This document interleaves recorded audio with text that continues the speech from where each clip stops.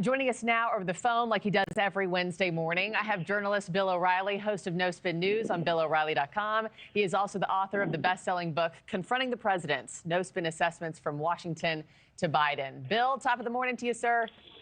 I just want to say Peyton is a very articulate young woman, and it was really a shame, and I'm saying this with no partisan rancor, that the Democrats in that chamber last night did not acknowledge her at all, or any of the other guests that were brought in by Republicans, including the family of Lake and Riley.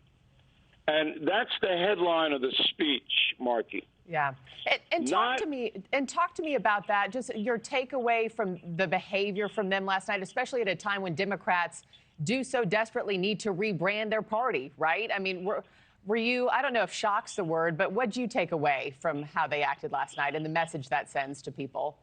I never get shocked. I've been doing this too long. But the headline of Donald Trump's speech is not what Donald Trump said. If what he said comes true, then he'll be on Mount Rushmore. If he's going to do everything he promised, then he'll elevate himself into the greatest president zone.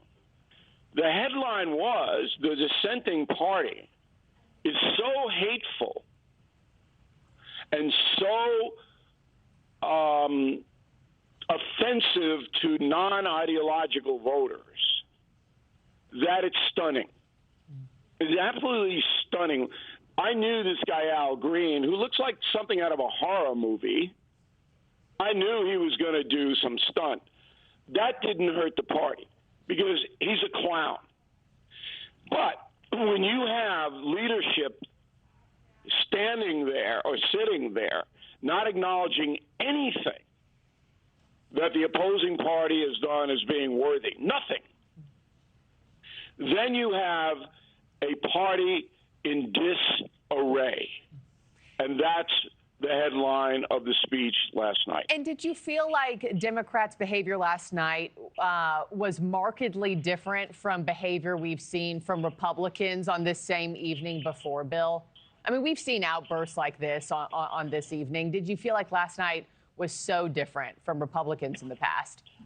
Well, I don't do that whataboutism. I leave that to all the other pundits. That's not my milieu. All right. So you are correct. There are extremists in the Republican Party, and they embarrass the party routinely. That is absolute fact.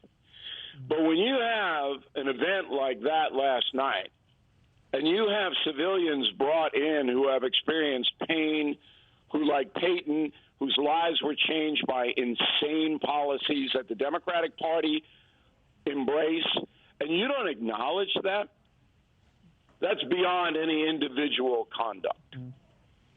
You know, on the flip side, or I guess right after Trump's speech, you had Democratic Senator Elissa Slotkin, who gave that Democratic response, Bill. She tried at times to strike a more bipartisan tone than what we saw from her colleagues throughout the speech.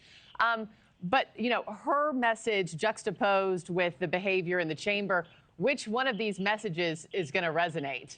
I mean, they're very different. Nobody heard the senator from Michigan because Trump was so long. I think the Trump speech is still going on, by the way. I just think he went to the head. Yeah, what, hour 39? He came back and started to continue. I like the senator from Michigan's tone. I don't know her very well, but she seems to be a patriot, number one, and not a fanatical partisan, number two. But nobody heard it. It's not going to resonate. You know, it's all about Trump.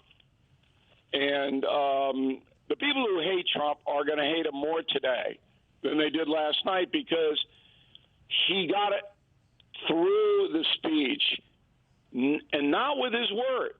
He didn't damage the Democratic Party with his words. They damaged themselves. And any honest person will have to acknowledge that. So it's driving the hate Trumpers.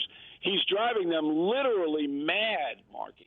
Thanks for watching, everybody. Go to joinnn.com to find NewsNation on your television provider. Also, don't forget to click that red subscribe button below to get more of NewsNation's fact-driven, unbiased coverage.